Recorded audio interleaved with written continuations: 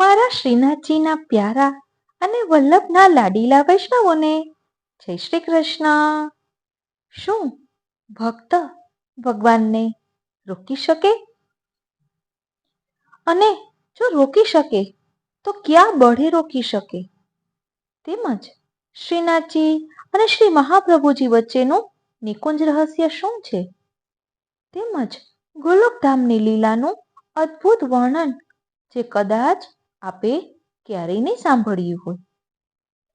આપણા શ્રી મહાપ્રભુજી માટે કહેવાય છે ને કે આપ પોતાના આનંદમાં મસ્ત રહે છે. એટલે આપના નયન કમલ અણિયાળા છે. એવા શ્રી મહાપ્રભુજી જ્યારે કૃપાવૃષ્ટિ કરે છે ને, કૃપા કટાક્ષ કરે છે ને, ત્યારે તેના નિરંતર વર્ષણ દ્વારા અતિ આનંદિત એવા દાસ દાસીઓ એમને ખૂબ જ પ્રિય છે. એવા શ્રી મહાપ્રભુજી છે. એટલે જ ભગવદીઓ ગાય છે, કૃપા દ્રષ્ટિની વૃષ્ટિ કરીને ભીંજવ્યા નરને નારી. ધ્યાન આપજો, વલ્લભની દ્રષ્ટિ કેવી કૃપાળુ છે. કૃપા દ્રષ્ટિની વૃષ્ટિ કરીને ભીંજવ્યા નરને નારી. તપી રહ્યા તા ત્રિવિધ તાપથી થઈ શીતળતા ભારી. પ્રેમ વેલી કીધી પ્રફુલ્લિત સિંચી હૃદય રસવારી.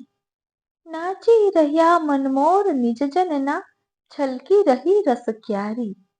દાસ દાસીને પ્રિય લાગે પ્રાણદાતા દીધું છે સર્વસ્વ વારી. લાલ પ્રભુએ કરુણા કરીને બળતાને લીધા ઉગારી. એટલે શ્રી વલ્લભ જેના પર કૃપા કરે ને તેના ત્રિવિધ તાપ દૂર થઈ જાય છે. અને ભક્તો પર કેવી કૃપા કરે છે, પોતાના દાસ દાસીઓ પર કેવી કૃપા કરે છે, તેનું ભાવ દર્શન આજના સત્સંગમાં આપણે કરીશું. કારણ કે આપણે પ્રસંગ જાણીએ છીએ કે એક વખત શ્રી આચાર્યજી પોઢ્યા હતા અને દામોદરદાસ હરસાનીજી સંકેતથી શ્રીનાથજીને રોકે છે. એવી જ રીતે એક વખત શ્રી આચાર્યજી ભોજન કરી રહ્યા હતા. ગરમીના દિવસો હોવાથી રજોબાઈ પંખો કરે છે અને શ્રી મહાપ્રભુજી દરરોજ રજોબાઈના ઘરે ખીર આરોગતા. તો તેની પાછળનું રહસ્ય શું છે તે પણ આજના સત્સંગમાં આપણે સમજીશું. બસ આપણે ગમે તે પ્રકારે વલ્લભના સ્વરૂપને સમજવાનો રંચક પ્રયાસ કરવો છે. તેની પહેલા આપણે ગોલોકધામનું અનેરું વર્ણન શ્રવણ કરીએ.